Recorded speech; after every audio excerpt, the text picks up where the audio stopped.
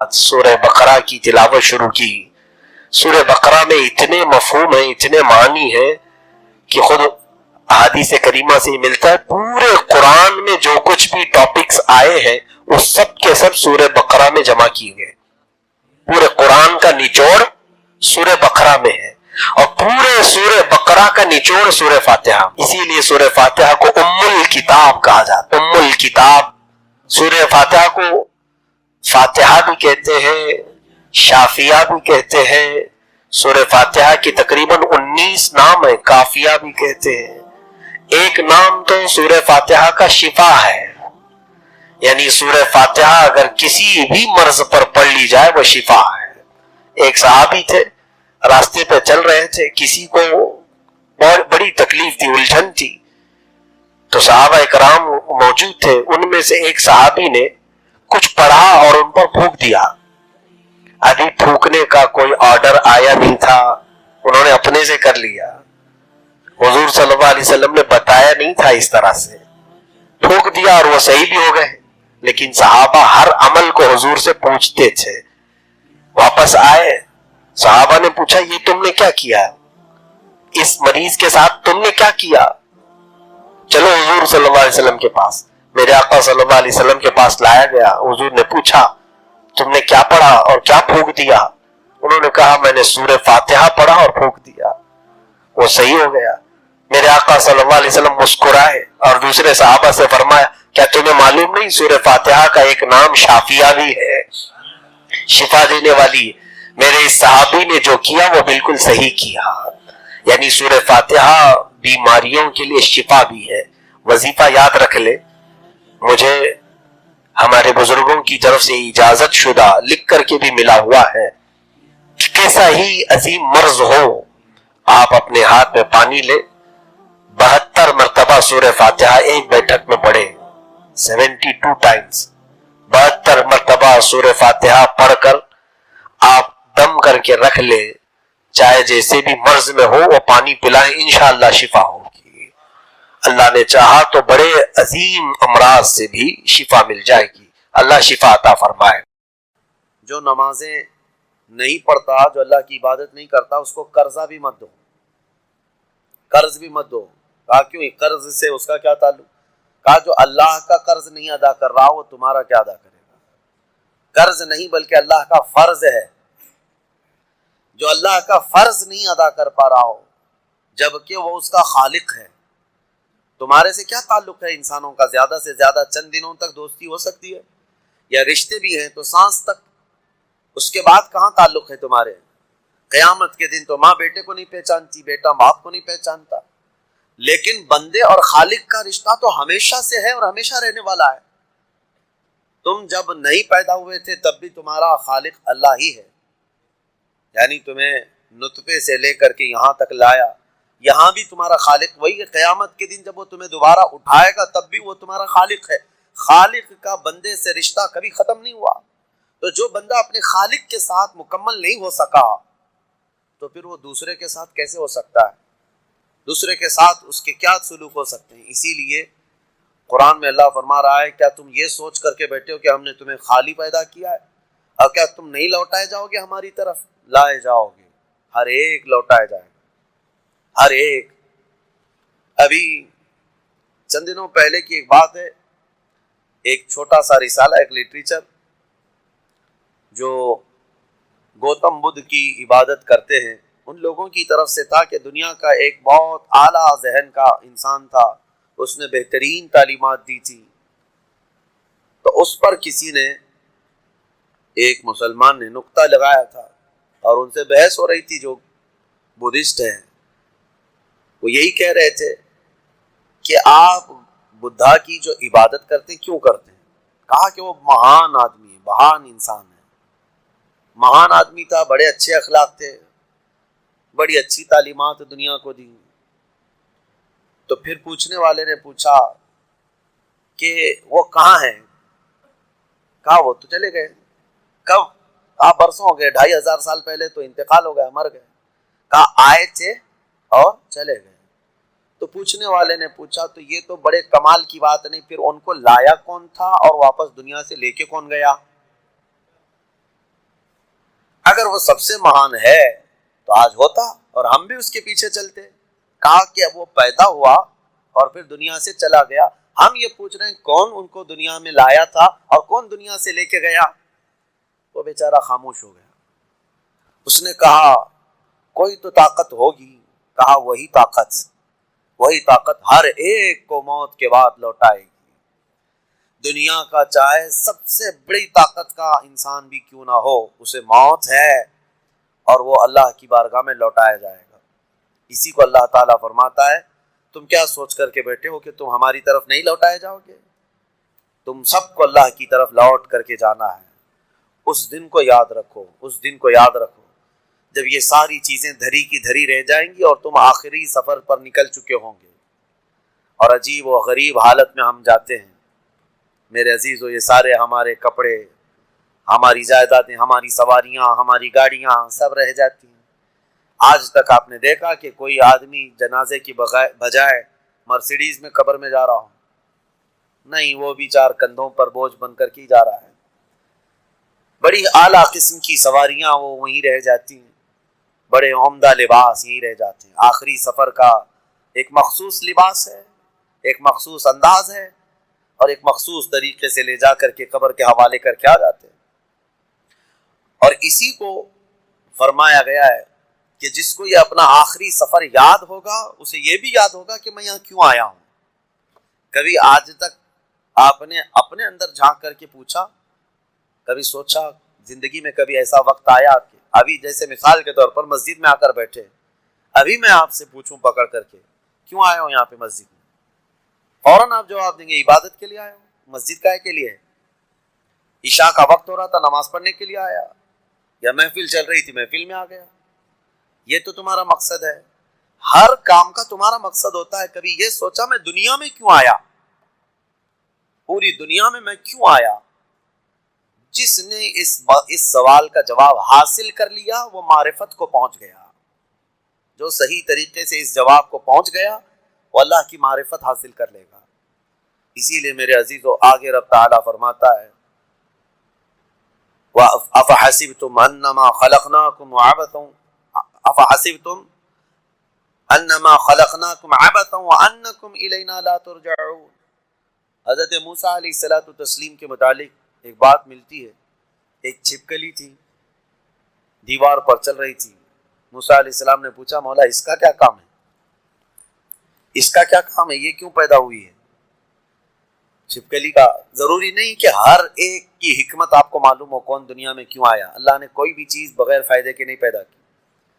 رب تبارک و تعالیٰ نے ارشاد فرمایا موسیٰ تھوڑی دیر پہلے چھپکلی نے مجھ سے پوچھا کہ موسیٰ کو مولا تو نے کیوں پیدا کیا. حضرت موسیٰ علیہ السلام کا کیا کیا کام ہے, یہ ضروری نہیں کہ مخلوقات کو ایک دوسرے کی حکمتیں معلوم ہوں, ضروری نہیں ہے. لیکن اللہ تعالیٰ عبث بغیر کسی وجہ کے محض کسی کو نہیں پیدا کیا. بس اپنے مقصد زندگی کو سمجھو اور فالتو اپنی زندگی کو ضائع مت کرو. جو لوگ بیٹھے اسی طرح سے اپنی زندگی کو ضائع کر رہے ہیں ان نوجوانوں کو ایک دن احساس ہو جائے گا کتنی قیمتی چیز دنیا میں ضائع کر دیا انہوں نے. کتنی قیمتی چیز, کروڑوں کا معجون ملا کر کے بھی بڑھاپے کو جوان کر کے دکھا دو. یہ گیا وقت پھر ہاتھ آتا نہیں, صدا دور دورہ دکھاتا نہیں.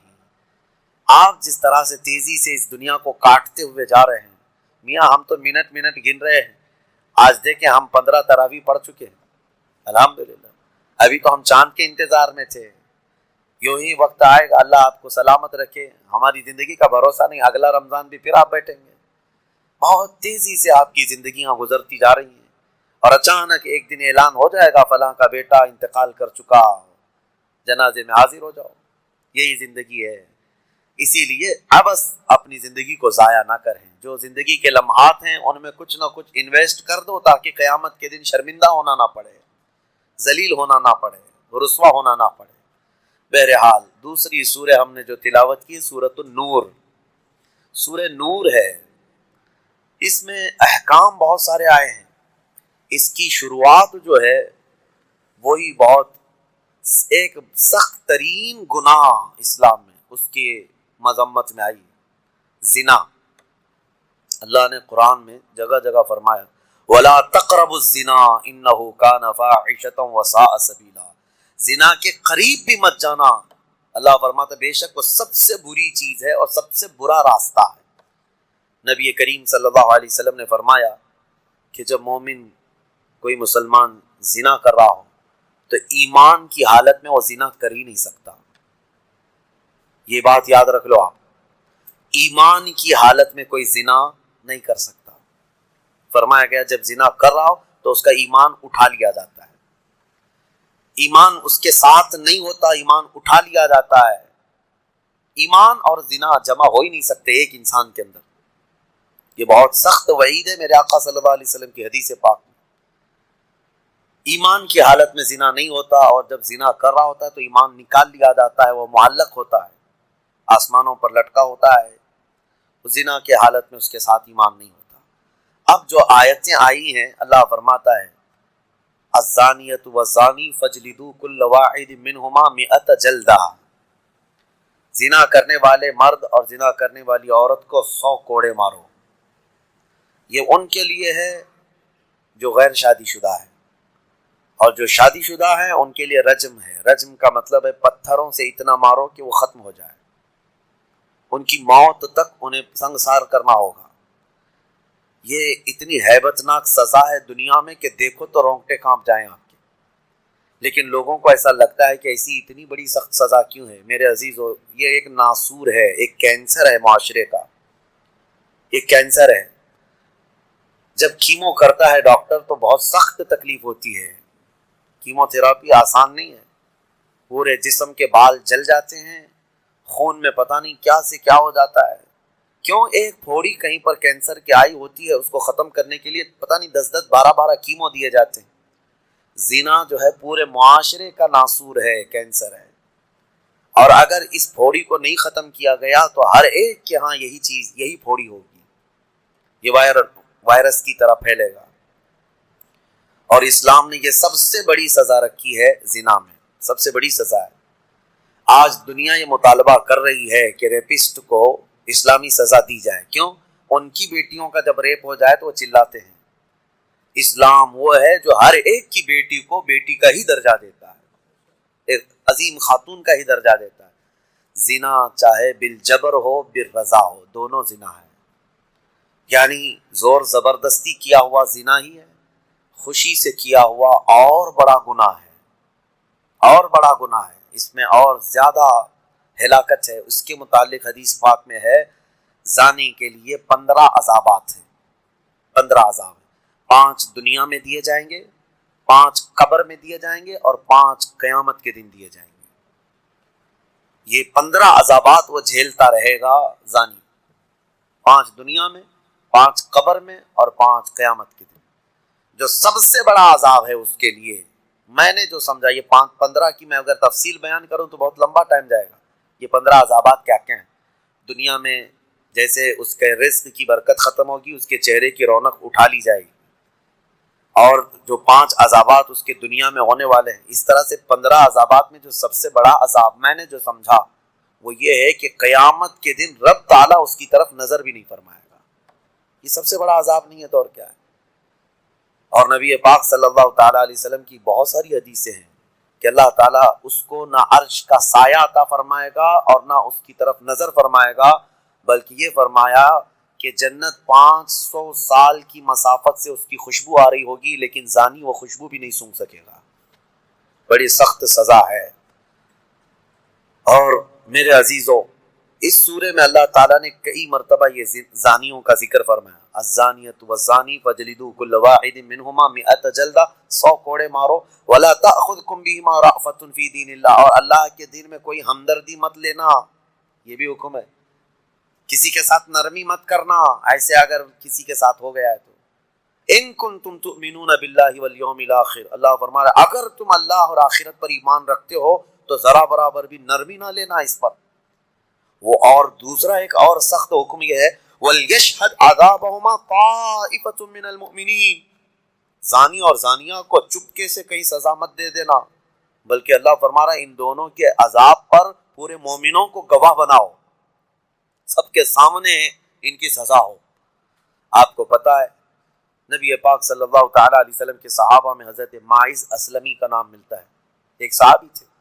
یہ ایک دن روتے ہوئے بارگاہ رسالت میں آپ صلی اللہ علیہ وسلم میں آئے، کہا آقا مجھ سے گناہ ہو گیا ہے. حضور نے فرمایا کیا ہوا؟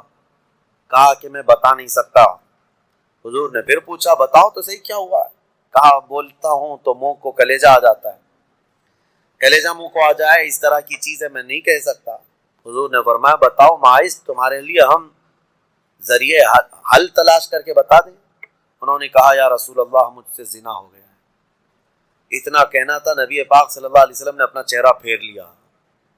صحابی ہیں حضور کی، خطا ہو گئی میرے آقا لیکن آیا ہوں آپ کے دربار میں. جب حضور نے اپنا چہرہ پھیر لیا اب بچا کیا تھا؟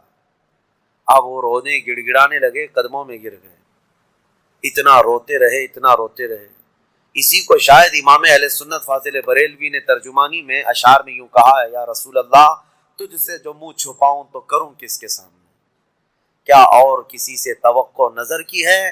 بد ہیں تو آپ کے، بھلے ہیں تو آپ کے، ٹکڑوں پہ یہیں کے پلے ہیں، رخ کدھر کریں؟ نبی پاک صلی اللہ تعالیٰ علیہ وسلم نے پھر ان کو اٹھایا اور پوچھا بتاؤ ہوش میں ہو، ہوش و حواس میں کہہ رہے ہو؟ حضور نے جب پوچھا کہا ہاں میں ہوش و حواس میں کہہ رہا ہوں. کہا تمہیں کوئی بیماری، کوئی غشی، کوئی نشہ تو نہیں؟ کہا نہیں میں ہوش و حواس میں کہہ رہا ہوں. 3 مرتبہ جب پوچھا تو انہوں نے اقرار کیا.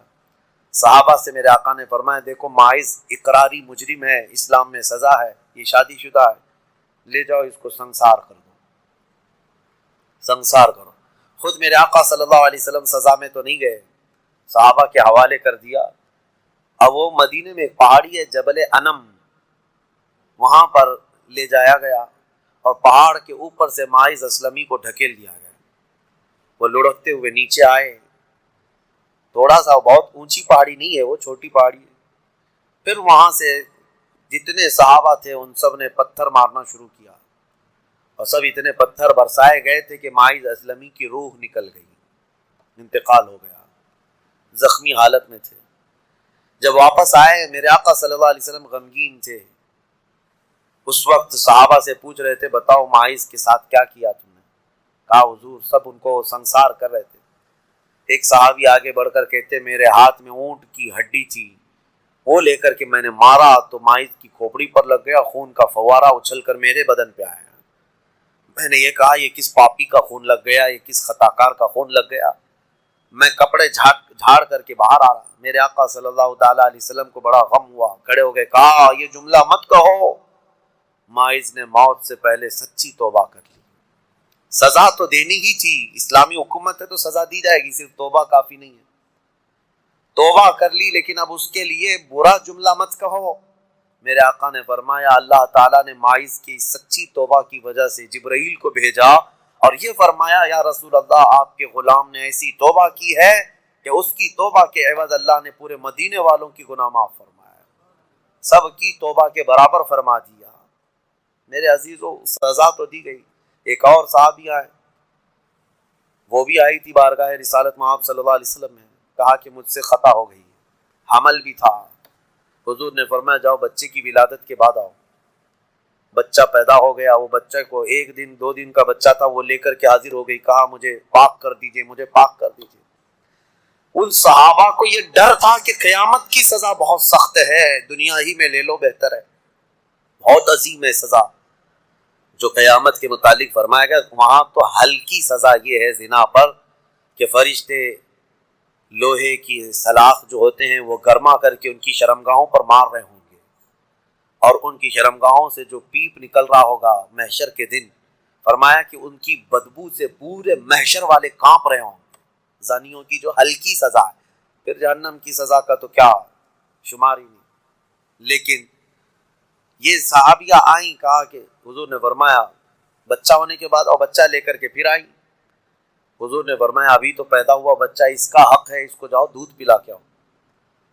حضور پاک صلی اللہ علیہ وسلم کے پاس سے وہ گئیں، 2 سال تک دودھ پلایا اور پھر جب بچہ تھوڑا بہت چلنے پھرنے لگ گیا، غلط صحیح کو پہچاننے لگ گیا تو آئی حضور کی بارگاہ میں، کہا یا رسول اللہ اب میرا بچہ میرے بغیر رہ سکتا ہے؟ یہ صحیح غلط کو پہچاننے لگ گیا، اب دودھ بھی چھوڑ چکا ہے، مجھے پاک کی کریں. وہ کیسی خواتین تھیں، اس وقت بھی چاہتے تو بہانے بنا لیتے، میں نے کیا ہی نہیں، خود اقرار کر کے انہیں پاک ہونا ہے، اللہ کی بارگاہ میں یہ عیب اور یہ دھبا لے کر نہیں جانا چاہتا۔ پھر ان کے سنسار کا بھی حکم دیا گیا، اس خاتون پر بھی سنساری ہوئی یہاں تک کہ ان کی موت واقع ہو گئی۔ میرے عزیز و اسلام میں بڑی عظیم سزائیں ہیں، صرف میں یہ دنیاوی سزا آپ کو سنا رہا ہوں، اس سے گیس کر سکتا ہے آدمی دنیا میں جو ہائیسٹ سزا ہے اسلام میں وہ زنا پر ہے، لیکن یہ بھی کہا گیا ہے کہ یہ صرف اور صرف 100 میں سے 99 حصہ بھی اس کا یہاں سزا نہیں دی جا رہی، باقی 99 درجے زیادہ حشر کے دن اس کی سزا ہے۔ اگر وہ توبہ کے بغیر مر گیا، اگر وہ پاک ہوئے بغیر مر گیا، اس سے 100 گنا 99 گنا زیادہ جو یہاں دنیا میں سزا دی جا رہی، اس کا 99 درجے زیادہ حشر کے دن وہ سزا پائے گا۔ اسی لیے وہ دن یاد کر کے ہی جان پگھل جاتی ہے، جسم تھر تھر کانپنے لگتا ہے، وہ قیامت کا منظر۔ اللہ کریم ہمیں ان تمام برے فواحشات سے محفوظ فرمائے۔ اس سورے میں اللہ تعالیٰ نے فرمایا، یا ایھا الذین آمنوا لا تدخلوا بیوتا غیر بیوتکم حتی تستأنسوا وتسلموا علی اہلہا، اے ایمان والو دوسروں کے گھروں میں ڈائریکٹ ایسے داخل مت ہو جاؤ جب تک کہ تم سلام نہ کر لو، یہ تمہارے لیے بہتر ہے۔ گھر میں جانے کے آداب میرا مولا سکھا رہا ہے، ڈائریکٹ گھس نہ جانا کسی کے گھر میں، سلام کرو پہلے، اور آگے پوچھ رہے ہیں، آگے کی باتیں بتاتا ہوں۔ دروازے پر کھڑے ہو کر کے دستک دو، 3 مرتبہ دستک دینا ہے، اگر 3 بار میں بھی جواب نہیں آیا تو فرمایا گیا واپس پلٹ جاؤ، اس کے پیچھے نہ لگ جاؤ۔ وَإِن قِيلَ لَكُمُ ارْجِعُوا فَارْجِعُوا، اگر کہہ دیا جائے کہ لوٹ جاؤ تو لوٹ جاؤ، اور لوٹ جانے کے لیے کچھ جگہ پر کہا جاتا ہے اور کچھ جگہ اشارے مل جاتے ہیں۔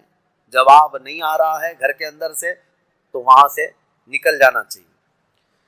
آگے آیت میں ہے لَيْسَ عَلَيْكُمْ جُنَاحٌ أَن تَدْخُلُوا بُيُوتًا غَيْرَ مَسْكُونَةٍ فِيهَا وَمَتَاعٌ لَكُمْ، ہاں ایسا کوئی گھر ہے جس میں کوئی رہتا ہی نہیں ہے تو اس گھر میں ایسی بغیر کسی کو سلام کیے ایسی داخل ہو گئے تو اللہ فرما رہا ہے کوئی گناہ نہیں ہے، تمہارا سامان رکھا ہوا ہے کسی گھر میں لیکن رہنے والے کوئی نہیں ہے۔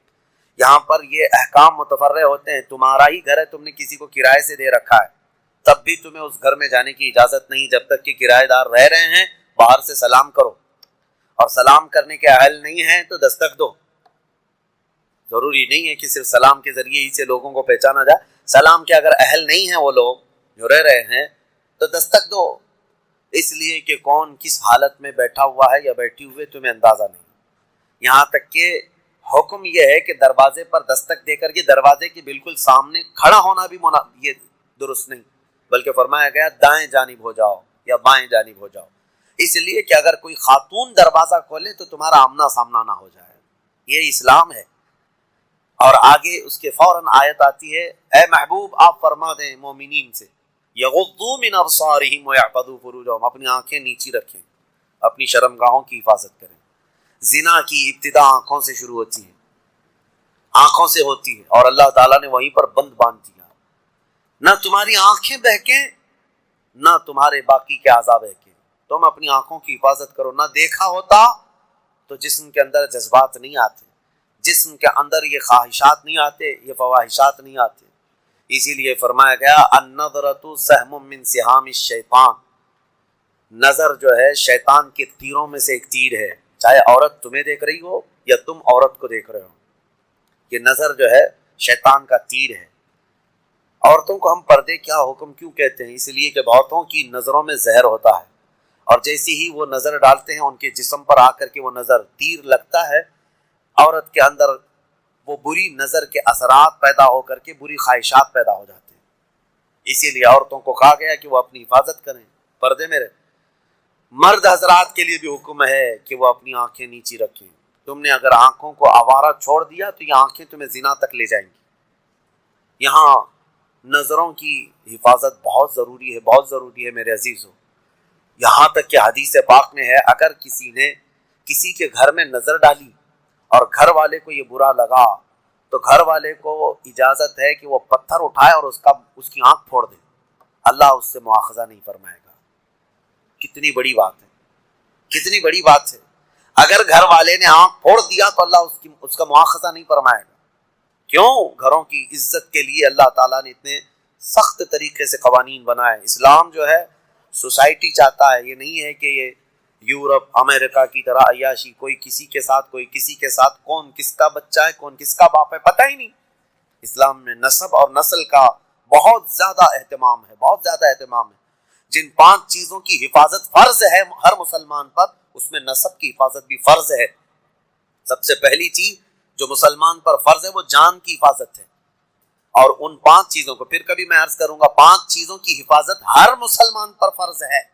اس میں جان کی حفاظت، اپنی عزت کی حفاظت اور اپنے نسب کی حفاظت فرض ہے. اپنے نسب کی حفاظت یہ نہیں ہے، یہی تو معاملات ہیں. کسی عورت کو آپ نے طلاق دے دیا، تمہاری عورت تو نہیں ہے. عدت کے کیا معاملات ہیں؟ یہ عدت کیوں رکھی گئی؟